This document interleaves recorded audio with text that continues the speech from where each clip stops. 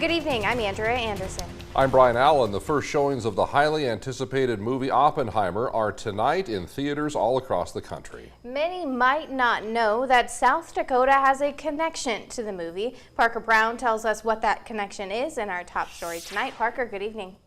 Good evening, Brian and Andrea. In the movie, actor Josh Hartnett will portray Ernest Lawrence. Lawrence grew up in Canton, South Dakota and graduated from the University of South Dakota, receiving a degree in chemistry. He would later win a Nobel Prize in physics and made significant contributions to the development of the atomic bomb. On the old stomping grounds of Nobel Prize-winning physicist Ernest Lawrence, there's a growing excitement for one of the summer's biggest films. I'm looking forward to seeing the movie, especially how Lawrence is portrayed. It's really cool that one of the foundational pieces of equipment is credited to a guy that graduated from USD.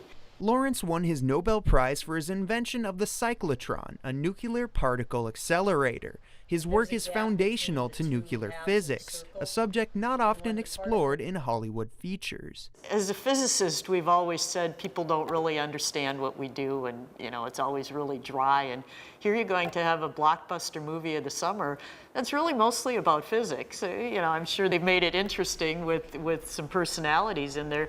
The University of South Dakota is proud to have had Lawrence as a student from 1919 to 1922. They named one of their science centers after him and one of his mentors, Louis Akeley.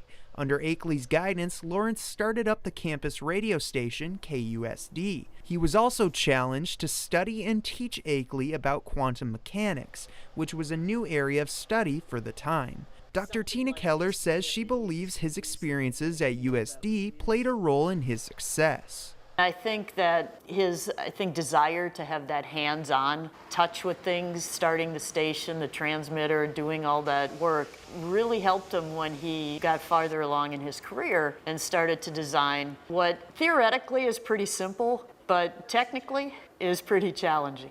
There are mixed opinions on the atomic bomb, but nuclear physics, especially the work of Ernest Lawrence, has contributed to so much more than weapons. One of the things they realized is these really high energy particles that they're producing can actually be used in a medical setting. It can be used to treat cancer. And there's a story where he and his brother actually treated their mother. The treatment they provided to her actually extended her life. Lawrence also studied at the University of Minnesota, the University of Chicago, and Yale University. He passed away in 1958 at the age of 57, but his memory lives on at the places he studied, the places he taught, and now the silver screen. Brian and Andrea. Parker Brown for us tonight. Parker, thanks.